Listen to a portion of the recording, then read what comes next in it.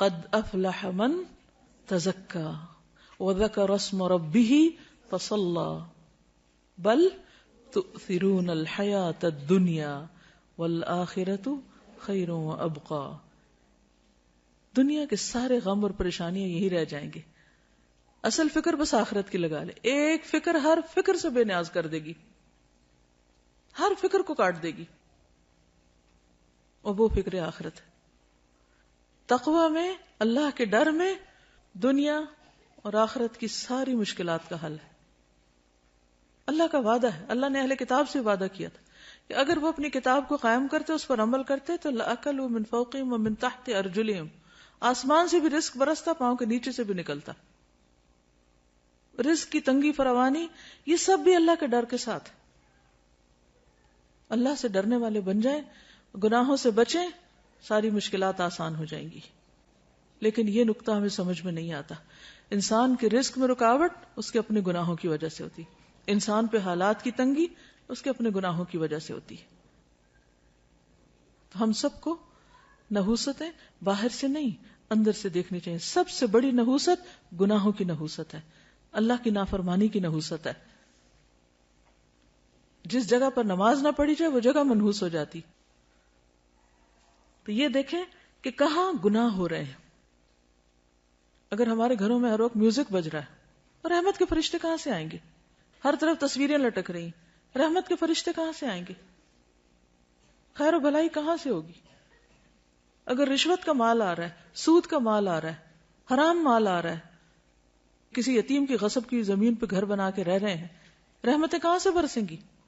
نحوست تو یہ ہے, ان خرابیوں کی نحوست ہے, ان حرام کاریوں کی نحوست ہے, جس کو ہم نہیں سمجھ پاتے. اور ہم بلیم کرتے ہیں دوسروں کو, اس نے نظر لگا دی, اس کا قدم ایسا پڑ گیا, فلاں کی وجہ سے مصیبت آ گئی. مصیبتیں اندر سے اٹھتی ہیں, ان کی فکر کرنے کی ضرورت ہے. ہر گندگی کو اپنے اندر سے نکالنے کی ضرورت ہے, چاہے وہ شرک کی گندگی ہو, جو قرآن مجید میں آتا ہے نا, فَاجْتَنِبُوا الرِّجْسَ مِنَ الْأَوْثَانِ, بتوں کی گندگی سے بچو. اگر گھر میں بت رکھے ہوئے ہم نے تو نحوست تو آئے گی, رحمت کہاں سے آئے گی؟ تو عربوں کے ہاں عموماً جب فال لیتے تھے تو پرندوں سے لیتے تھے. تو ایسا شخص جو برا شگون لے, اس کے بارے میں آپ نے فرمایا, من ردت الطیرۃ من حاجۃ فقد اشرک. قالوا یا رسول اللہ ما کفارۃ ذلک؟ قال ان یقول احدهم اللهم لا طیر الا طیرک ولا خیر الا خیرک ولا الہ غیرک. جو شخص کسی سے بدفعلی پکڑ کر اپنے مقصد سے لوٹ آیا, اس نے شرک کیا. صحابہ کرام نے پوچھا, اللہ کے رسول صلی اللہ علیہ وسلم, اس کا کفارہ کیا ہوگا؟ فرمایا, وہ کہے, اے اللہ, تیری دی ہوئی بھلائی کے سوا کوئی بھلائی نہیں, اور تیری فال کے سوا کوئی فال نہیں, اور تیرے علاوہ کوئی معبود نہیں. اب یہ شرک کیسے ہوتا ہے؟ مثال کے طور پر ایک شخص گھر سے نکلا, کالی بلی راستہ کاٹ گئی, تو اس نے اسے منحوس سمجھا اور وہ گھر واپس آ گیا, کام کے لیے گیا ہی نہیں. تو میں نے کالی بلی دیکھ لی تھی, وہ آگے سے گزر گئی تھی, تو میں نے سوچا کہ اب میرا کام ہوگا نہیں, اس لیے میں واپس آ گیا. یہ شرک ہے, یہ شرک ہے.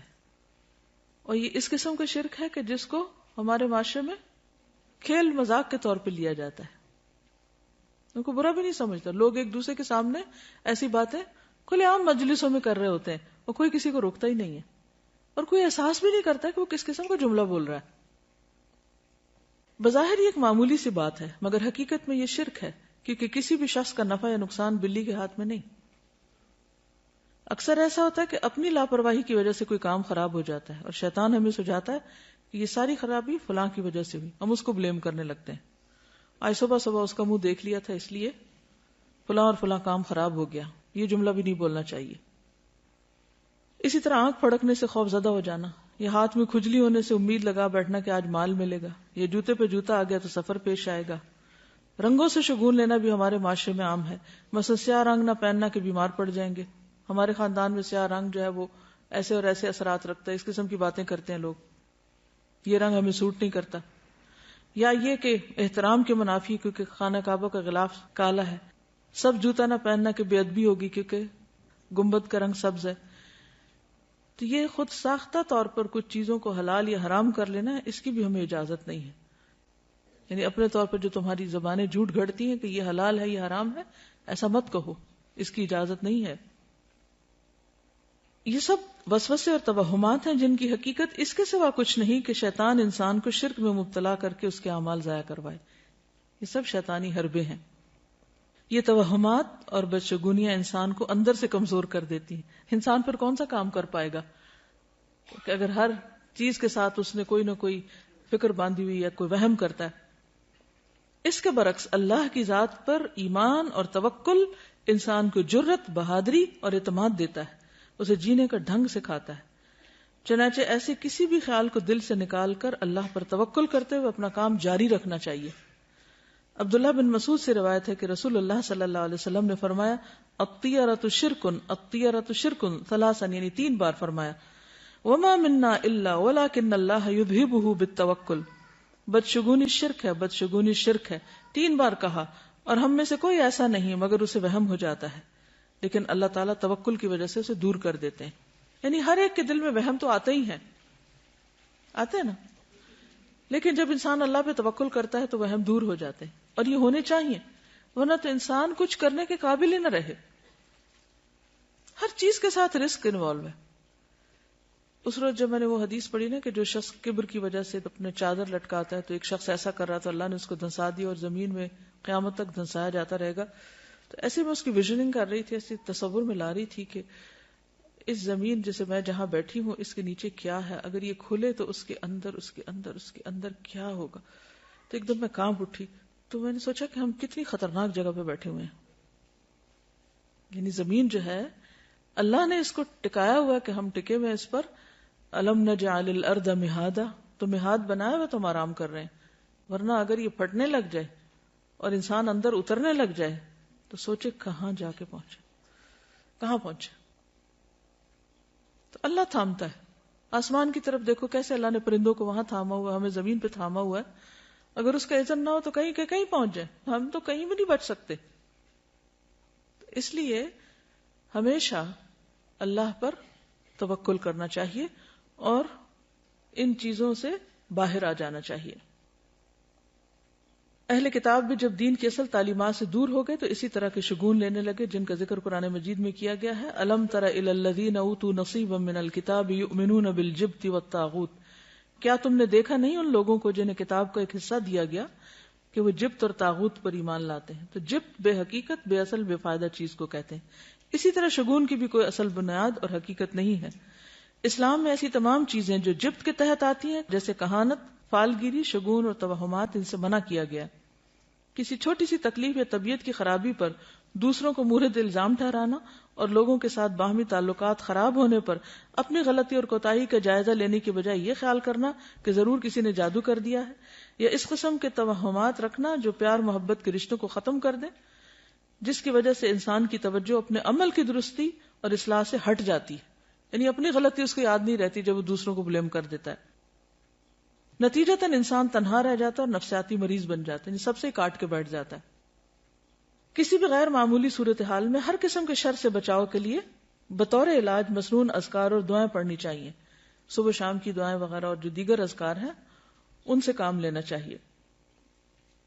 پھر اسی طرح حضرت ابو ہریرہ سے روایت ہے، صحیح بخاری کی روایت ہے کہ آپ صلی اللہ علیہ وسلم نے فرمایا لا عدوى ولا طیر ولا ہام ولا صفر وفر من المجذوم کما تفر من الاسد، مرض کا لگ جانا، نحوست، الو اور سفر کچھ نہیں، اور جزامی سے اس طرح بچو جس طرح شیر سے بچتے ہو۔ تو اصل بات یہ ہے کہ عربوں کے ہاں کچھ ایسی چیزیں رائج تھیں کہ جن کی وجہ سے وہ بہت زیادہ پریشانیوں کا شکار رہتے تھے، تو نبی صلی اللہ علیہ وسلم نے ان چیزوں کو بے حقیقت بتائی، جو ہم نے پڑھا نا جبت، بے حقیقت، بے فائدہ چیزیں، تو ان میں ان چیزوں کا کچھ ذکر ہے۔ اب آپ دیکھیے کہ نبی صلی اللہ علیہ وسلم کا یہ جو قول ہے ہامہ، کیا مطلب ہے اس کا؟ ہامہ کوئی چیز نہیں۔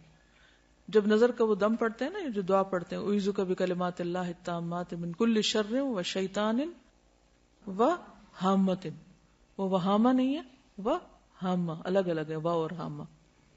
تو یہ ہامہ کیا ہے؟ تو بقیہ کہتے ہیں کہ میں نے محمد بن راشد سے یہ بات پوچھی کہ یہ کیا چیز ہے، تو انہوں نے کہا کہ جاہلیت میں لوگ کہا کرتے تھے کہ جب بھی کوئی شخص مر جاتا ہے اور اسے دفن کیا جاتا ہے تو اس کی قبر سے ایک الو نکلتا ہے. یہ دور جاہلیت کی ایک سوچ ہے. بقیہ کہتے ہیں میں نے سفر کے متعلق پوچھا تو انہوں نے کہا جاہلیت کے لوگ سفر کے مہینے کو منحوس خیال کرتے تھے. وجہ تو پیچھے آپ پڑھ ہی چکے ہیں. اس میں جنگ و جدل بہت ہوتی، قتل و غارت ہوتی، گھر خالی ہو جاتے، تو ان سب چیزوں کو منحوس قرار دیتے.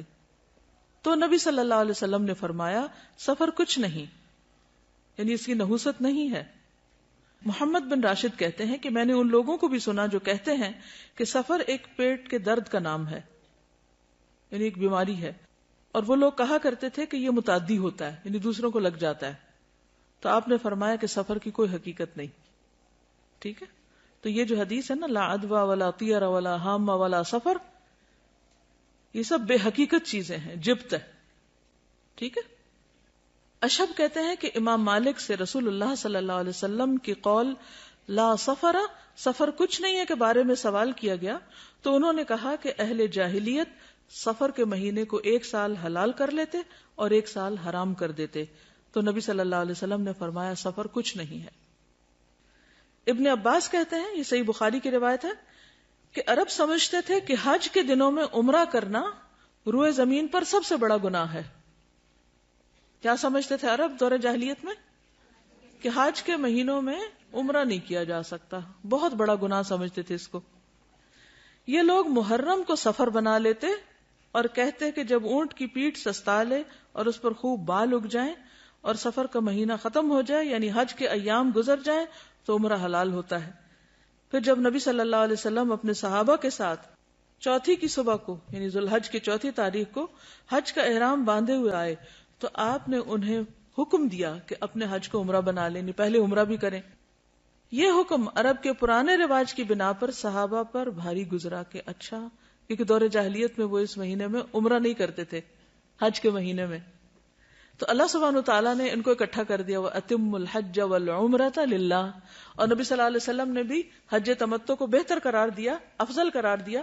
اسی لیے عبداللہ بن عمر جو تھے وہ اپنے والد سے ناراض ہوئے تھے کہ نہیں، میں تو تمتع کی نیت کروں گا میں، کیونکہ دور جاہلیت کی اس رسم کو بھی کاٹا جا رہا تھا. ہم ویسے پڑھتے ہیں کہتے ہیں واٹ اے بگ ڈیل، یعنی کہ کیوں اس کو اتنا اسٹرکٹلی لیا جا رہا ہے. اور آپ نے یہ بھی فرمایا کہ قیامت تک کے لیے حج اور عمرہ اکٹھے ہو گئے ہیں. تو یہ عربوں کی دور جاہلیت کی رسم کے خلاف تھا.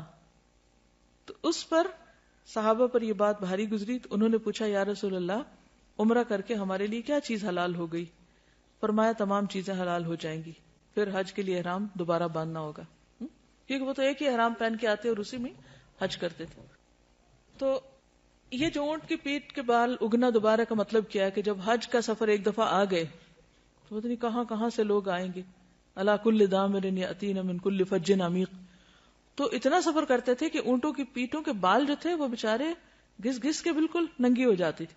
پھر وہ لا کے چھوڑ دیتے، وہ مہینہ حج کے مناسک وغیرہ ادا ہو رہے ہیں لیکن عمرہ نہیں کرتے تھے. اتنے میں دوبارہ بال آ جاتے تھے، یعنی کہ واپسی کی تیاری شروع ہو گئی. تو کبھی وہ محرم کو سفر بنا لیتے کہ یہ تو حج کا مہینہ نہیں ہے اس لیے اس میں ہم عمرہ کر لیتے ہیں، اور پھر جو اصل سفر ہوتا اس کو محرم قرار دے دیتے. اس کو قرآن مجید میں کیا کہا گیا؟ سورۃ التوبہ آیت 37، انما النسیء زیادۃ فی الکفر. نسی کیا ہوتا تھا؟ مہینوں کا عدل بدل. یضل بہ الذین کفروا، اہل کفر اس سے گمراہ کیے جاتے، یعنی کرنے والے تو چند ایک ہوتے، باقی سب کو بھی مس لیڈ کرتے. یحلونہ عاما ویحرمونہ عاما، کسی مہینے کو 1 سال حلال کر لیتے اور اگلے سال اسی کو حرام قرار دے دیتے. تو عموماً حرام مہینے کو اپنی مرضی کرنے کے لیے حلال کر لیا کرتے تھے. اور اس کی ضرورت کیوں پیش آتی؟ تاکہ وہ جو دور جاہلیت کے توہمات اور غلط رسمیں تھیں ان کو پورا کر سکیں. لیواطئوا عدۃ ما حرم اللہ، تاکہ گنتی پوری کریں جو اللہ نے حرام قرار دیا. فیحلوا ما حرم اللہ، تو صرف اس گنتی پوری کرنے کے لیے اللہ کی حرام کردہ چیز کو اپنے ہاتھ میں لے کر اس کو حلال کر دیتے. زین لہم سوء اعمالہم، ان کے اعمال ان کے لیے خوبصورت بنا دیے گئے. واللہ لا یہدی القوم الکافرین، اللہ کافر قوم کو ہدایت نہیں دیتا. تو سفر جو ہے اس کی کوئی حقیقت نہیں. اور کس چیز کی حقیقت نہیں؟ حامہ کی نہیں. ٹھیک ہے، حامہ کیا ہے؟ الو، ٹھیک، جو قبر سے نکلتا ہے. اچھا، یہ جو تصور تھا نا کہ مردہ جو ہے اس کے اندر سے الو نکلتا ہے، تو پھر وہ کہتے ہیں کہ وہ الو گھر میں آتا ہے اور آ کے مردے کی باتیں بتاتا ہے کہ اس کے ساتھ کیا ہوا ہے. یعنی اس قسم کی خرافات بھی ہیں. اور پھر یہ بھی کہا جاتا ہے کہ مقتول کی کھوپڑی سے پرندے کا نکلنا اس وجہ سے ہے کہ وہ پھر پیاسا بھٹکتا رہتا پرندہ جب تک کہ انتقام نہ لے لیا جائے، یعنی مقتول کا انتقام نہ لے لیا جائے. تو وہ آوازیں نکالتا ہے اور لوگوں کو کہتا ہے. وہ ایک خاص پرندہ تھا کروان، جس کی طرف یہ بات منسوب کی جاتی، کیونکہ وہ بولتا ہے پرندہ، تو پھر اس کا بولنا جو ہے وہ اس کو منحوس سمجھا جاتا ہے. اور الو کے بولنے کو بھی، کہ جہاں جس گھر میں الو بولے گا وہاں سے کوئی بندہ مر جائے گا یا کوئی جانور مر جائے گا، یہ بھی ان کا خیال تھا. جس طرح ہمارے ہاں بلیوں سے شگون لیتے ہیں جب وہ روتی ہیں. کبھی روتی بلی کو سنا؟ اس وقت کیا خیال آتا ہے؟ خوف آتا ہے نا. اچھا، کیا خوف آتا ہے؟ کہ کوئی مصیبت آنے لگی ہے. نہیں، کوئی مصیبت نہیں آتی اس سے. ٹھیک ہے، اس وقت اپنے دل کو مضبوط کیا کرے. اب یقین کیجئے کہ اگر صحیح دین پر آپ عمل کریں گے نا تو آپ کے اندر سے خوف نکل جائے گا. آپ اس وقت یہ سوچا کریں کہ اللہ کے اذن کے بغیر کوئی نقصان ہو ہی نہیں سکتا. بلی بیچاری کو کیا خبر کہ اس نے کس چیز پہ رونا ہے؟ اس کو کہاں سے خبر ہوگی کہ آنے والی کوئی مصیبت؟ وہ بیچاری اپنی تکلیف سے روتی ہے اور ہم اس سے اپنی تکلیف کی طرف لے جاتے ہیں، کیونکہ ہم ہر چیز کو پرسنل لے لیتے ہیں نا. کوئی کسی کی بات کر رہا تو ہم اس کو اپنے اوپر لے جاتے ہیں. اس کی تکلیف دور کرو، وہ بیچاری اپنے رونے میں رو رہی ہے اور ہمیں اپنا رونا پڑ گیا. اس کے علاوہ اور کس چیز کی حقیقت نہیں؟ یہ جو پرندوں وغیرہ سے بھی بدشگونی لیتے ہیں، ہاروسکوپ سے لیتے ہیں. وہ لکھا ہوتا ہے نا ہفتہ کیسا گزرے گا، تو اس میں لکھا ہوتا ہے بدھ کے دن آپ سفر نہ کیجئے کیونکہ حادثے کا امکان ہے. اب لوگ اگر اس کو سامنے رکھ کے اسکول سے چھٹی کر لیتے ہیں، تو اب آپ دیکھیے کہ دنیا کا تو سارا کام ہی ٹھپ ہو کے رہ جائے اگر انسان ان خرافات کے پیچھے چل پڑے. کس قدر نقصان دہ ہے. تو ایسا سوچنا اور ہاروسکوپ پر یقین رکھنا یہ کفر ہے، شرک ہے. اور کس قدر افسوس کی بات ہے کہ کھلے عام بعض اوقات ان چیزوں کو پروموٹ کیا جا رہا ہوتا ہے اور لوگوں میں کوئی حلال حرام کی پھر تمیز ہی نہیں رہی، جائز ناجائز کی تمیز نہیں. اور اس طرح شیطان ہمارا ایمان اچک کے لے جاتا ہے. اور اگر شرک ہو جائے، ایمان میں خرابی آ جائے، تو آپ سوچئے کہ پھر تو نمازیں بھی گئیں، حج بھی گئے، عمرے بھی گئے، صدقہ خیرات، ہر چیز ضائع ہو گئی. کس قدر خسارے کا سودا ہے. شیطان بڑا چالاک دشمن ہے. وہ وہاں جا کے حملہ کرتا ہے کہ جڑ کاٹ دیتا ہے. باقی آپ جتنی مرضی تھکتے رہیں، تھکیں دن رات، قبول تو ہونا نہیں. وہ تو سب ضائع ہو جائے گا شرک کے ساتھ. تو اس لیے ان چیزوں کے بارے میں معاشرے میں جو غلط فہمیاں پائی جاتی ہیں، یا لوگ صرف فن کے طور پر یا کھیل کود کے طور پر ان چیزوں کو اپنائے ہوئے ہیں. کچھ لوگ کہتے ہیں نا we are not serious, we just enjoy reading, کہ ہم بس خوش ہو رہے ہیں پڑھ کے، لیکن اندر اندر سے مان بھی رہے ہوتے ہیں. ایک ہلکی سی وہ اندر ہوتی ہے ڈر کی سی کیفیت. کچھ لوگ تو شادی کے پلان نہیں بناتے جب تک، اب تو خیر ساتھ ویدر بھی دیکھتے ہیں، لیکن چلے ویدر فور کاسٹ ایک مشینی عمل ہے، وہ یہ نہیں سمجھتا کوئی کہ غیب کا علم ہے. لیکن ان چیزوں پر تو پھر ایک طرح سے غیب پر ایمان لانے والی بات ہے. انہی شیطان نے اگر اس کو یہ کہا کہ شرک نہ بھی ہم بولیں، لیکن ہم اس کو صرف ایک فن یا ایک جسٹ فار انجوائمنٹ کے طور پہ بھی لیتے ہیں، تو ہم اس کو انڈائریکٹلی پروموٹ ہی کر رہے ہوتے ہیں اور لوگ پھر اس کو چھوڑ نہیں پاتے. تو اس لیے بہت ضروری ہے کہ ایسی ساری کتابوں کو گھر سے نکال کے جلا دیا جائے، پھینک دیا جائے، کوئی اور بھی نہ پڑھے. موبائل فون پہ آتا ہے، استغفر اللہ. یعنی کہیں نہ کہیں سے کوئی نہ کوئی جو جدید ذرائع کمیونیکیشن ہے ان کے ذریعے بھی لوگوں کو انوالو کر لیا گیا. تو آپ دیکھیں نا کہ کس قدر خرابی ہے، کہ بچنا کس طرح مشکل ہو گیا.